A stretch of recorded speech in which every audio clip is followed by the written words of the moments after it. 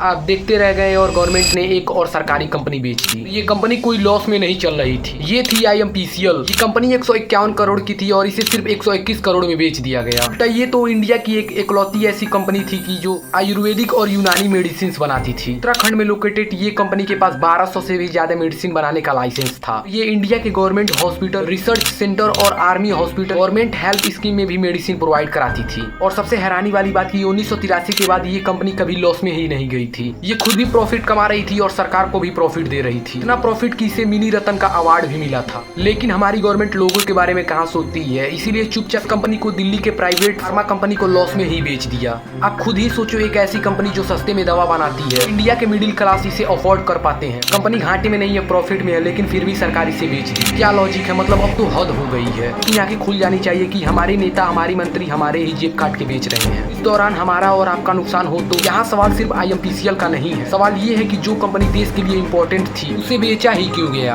अगर आज IMPCL जैसी कंपनी बिक गई तो अगली बारी किसकी होगी? क्या सरकार सब कुछ प्राइवेट हाथों में दे देगी?